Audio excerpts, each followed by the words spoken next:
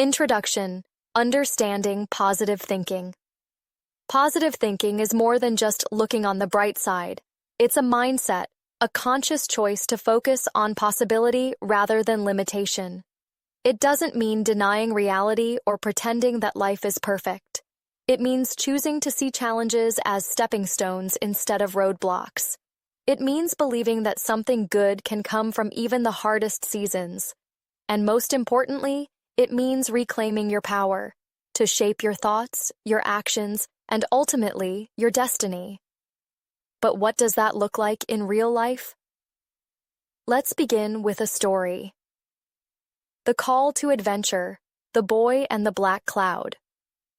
There once was a boy named Elias who lived in a small village nestled between vast mountains.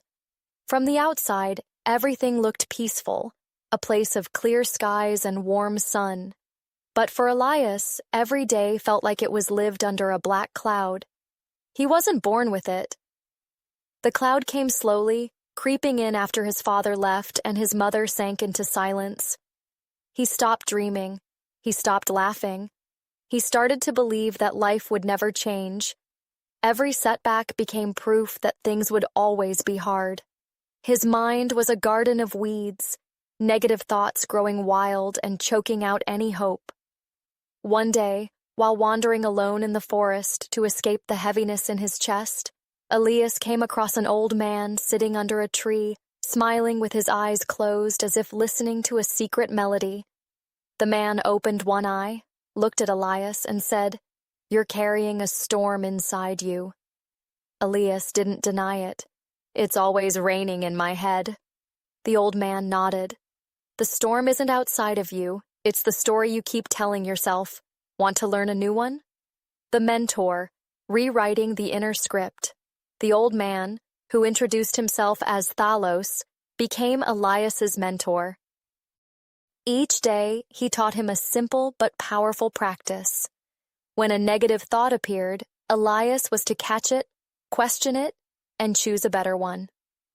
"I am unlucky," Elias would say. Thalos would challenge him. "Or maybe you're just early in your journey. I'm not good at anything.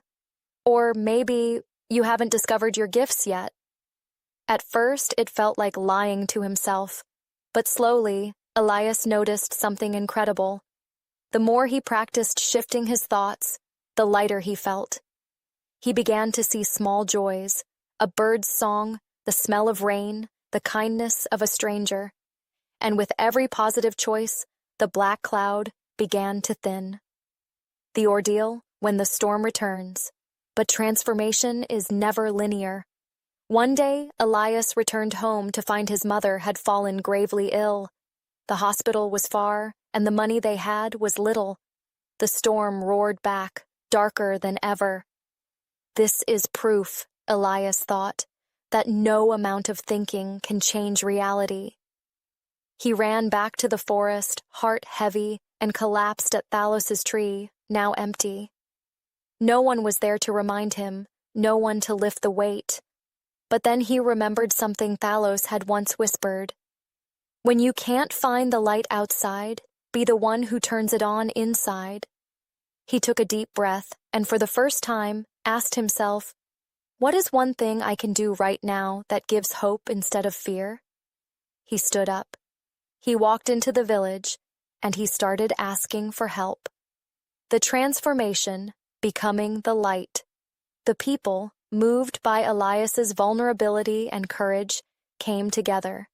Some gave money, others offered transportation, and one doctor agreed to treat his mother at no cost. But the true miracle wasn't what happened around Elias. It was what happened within. He realized that positive thinking wasn't about ignoring pain. It was about meeting it with strength. It was about finding the tiniest seed of faith and watering it daily. And from that seed, a new story grew, one rooted not in fear, but in resilience. The return. Sharing the gift. Years later, Elias became a teacher in the same village, not of math or science, but of mindset.